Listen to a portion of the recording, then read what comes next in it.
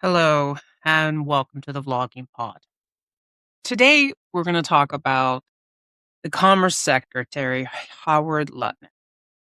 Now, his past comments about Jeffrey Epstein and the closed door congressional interview that followed. Earlier this year, Howard Lutnick publicly discussed his interactions with Jeffrey Epstein during a podcast interview. In that interview, Lutnick described an uncomfortable encounter involving Epstein and a massage table. And he said that after that moment, he and his wife decided he would never again be alone in a room with Epstein.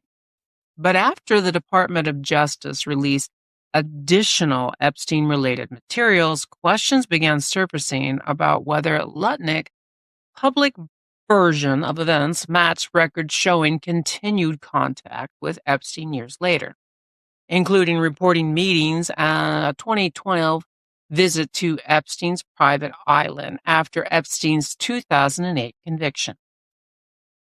Because of those contradictions, Lutnick was called before the House Committee on the Oversight and Government Reform, often referred to simply as the House Oversight Committee.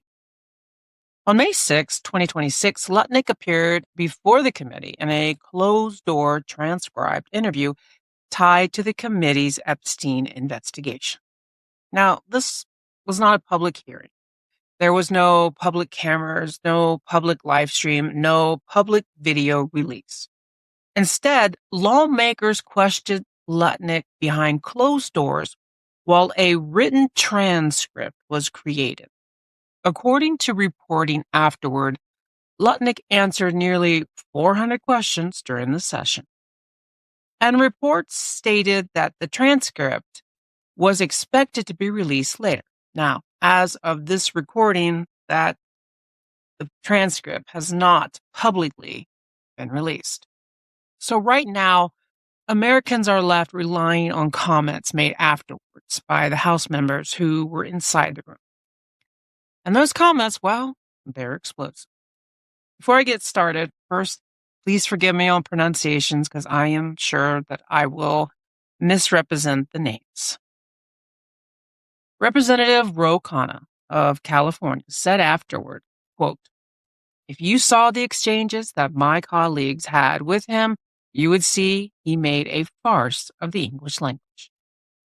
Khanna later added, quote, "Now we know why that interview was not videotaped. If Donald Trump had seen the video transcript, he would have fired Howard Lutnick. It was just contortions and lies. He made a farce of the English language." Also, he quoted, "This raises a question of what the cover-up is." Representative Yasamin Asari of Arizona quoted saying, "After we have seen so far in this transcribed interview, I feel very comfortable saying that Howard Lutnick is a pathological liar who is enabling the most erroneous cover-up in American history." I'm sorry, egregious cover-up in history. According to reporting, Asari also accused Lutnick of trying to describe his interactions with Epstein as meaningless and inconsequential. Representative Sahaya Sabrani of Virginia said, quote, "Howard Lutnick should resign." He later added, quote, "That was absolutely mind-blowing. What we just heard in the room, he was evasive, nervous, and dishonest." He also described repeated questioning around Lutnick's reported visit to Epstein's island, saying, quote, "We asked him over and over again, why did you go to the island? He says he doesn't remember. That's it. Inexplicable, and he simply don't know how to answer the question." He continued saying, quote, "He was evasive, nervous, he was dishonest, he would not admit to lying, which he clearly did." He also criticized the lack of public transparency, saying, quote, "It's outrageous that we're not putting these on camera." Representative James Walkinshaw of Virginia also criticized the closed-door nature of the interview. Walkinshaw said, quote, "He's lying, and today's transcribed interview is part of the ongoing cover-up because the American people deserve to see the video of what's taking place in there." He then added, quote, they deserve to see the sweat on the secretary's brow as he struggles to answer basic questions about his lies to the American people. But reactions from Republicans sounded very different. House Oversight Chairman James Comer of Kentucky defended the process and defended the decision not to publicly videotape the session. Comer said, quote, "We're really sincerely trying to get the truth. Our goal is to provide justice for the victims, and hopefully today it will be helpful." He also said, quote, "At the end of the day, the transcript's the most important thing." Comer also made it clear that the false statements of the Congress could carry consequences. Comer stated, quote, "If we find that there were any misstatements by Mr. Lutnick, it's a felony to lie to Congress, and he'll be held accountable." And while Democrats focus heavy on alleged dishonesty and transparency concerns, the Commerce Department defended Lutnick afterward. A Commerce Department spokesperson stated that Lutnick answered nearly 400 questions voluntarily and that the interview ended only after lawmakers said they had no additional questions. Spokesperson also argued that 3 encounters with Epstein did not constitute a relationship.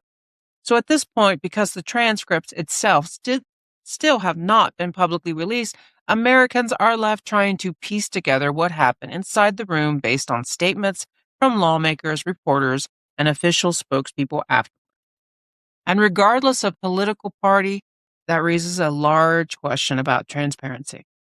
If a cabinet-level official sits before Congress for nearly 400 questions connected to Jeffrey Epstein, and lawmakers walk out making accusations that this serious, should the public be allowed to read the transcript for themselves? Today's sources come from CBS News, Howard Lutnick, Epstein deposition, House Oversight Committee. The Guardian, Howard Lutnick, Jeffrey Epstein, Congress. AP News, Trump administration news update.